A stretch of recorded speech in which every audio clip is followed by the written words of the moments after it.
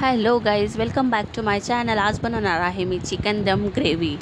ज़बरदस्त रेसिपी आहे, एकदा नक्की ट्राय करा। कमी साहित्यात लागणारी आणि कमी वेळात होणारी रेसिपी आहे। तर चला मग रेसिपीला सुरुवात करू। हे बघा, लागणारे साहित्य दाखवले मी। आणि आता एक पेस्ट करून घेणार आहे। खोबरं घेतलं आहे मी थोडंसं, 3 वेलची घेतलेली आहे आणि एक दालचिनीचा तुकडा घेतलेला आहे। काजू आणि बदाम 7 काजू बदाम घेतलेले आहेत मी। आता याची एक छान पेस्ट करून घेणार आहे। आता पेस्ट करून झाल्यानंतर चिकन सर्वात आधी मस्त 4 ते 5 पाण्याने स्वच्छ धुवून घ्यायचं आहे।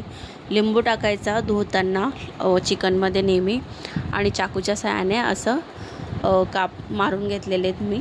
आता मी फ्राय केलेला कांदा, एवढाच मी कांदा वापरलेला आहे मसाल्यामध्ये, कांदा बिलकुल नाही वापरला आहे। आता दही घेतलेली मी फेटून दही घ्यायची, अद्रक लसूणची पेस्ट फ्रेश घ्यायची, बारीक चिरलेली कोथिंबीर, बारीक चिरलेला पुदिना आवर्जून घाला, चिकनला एक वेगळा टेस्ट येतो। 2 ते 3 हिरवी मिरची घेतलेली, लाल काश्मीरी मिर्च घेतलेली, याच्याने कलर पण खूप छान येतो। आणि हळदी पावडर घेतली आहे, धनिया पावडर घेतलेली आहे, जिरे घेतलेले थोडं,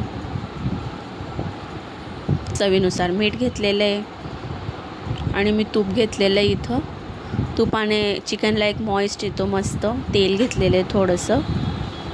बघा, रेसिपी युनिक आहे, एकदा नक्की ट्राय करा। आणि ही पेस्ट घेतलेली आहे मी, ड्रायफ्रूट्स आणि खोबरं वगैरे। आता हे छान मॅरिनेट केलं आहे मी मस्त, 4 ते 5 तास मस्त मॅरिनेट होऊ दिलं आहे। हे बघू शकतात तुम्ही। आता रेसिपीला सुरुवात करू।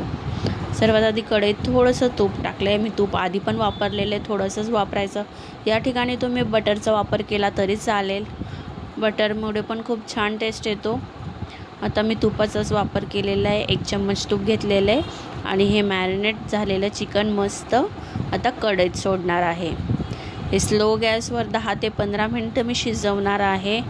10 ते 15 मिनटात मस्त शिजून जातं। आणि थोडंसं मी पाणी टाकणार आहे। तुम्हाला जर सुक्कं बनवायचं असेल चिकन तर तुम्ही अवॉइड केलं तरी चालेल, मी थोडंसंच पाण्याचा वापर करते, थोडीशी दमदार ग्रेव्ही पाहिजे म्हणून। आता मी याला शिजू देणार आहे मस्त।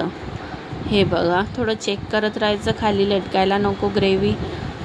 हे बघा, थोडीशी ग्रेव्ही पाहिजे होती मला म्हणून मस्त झालेलं आहे। आता दिसायला पण एकदम छान दिसतंय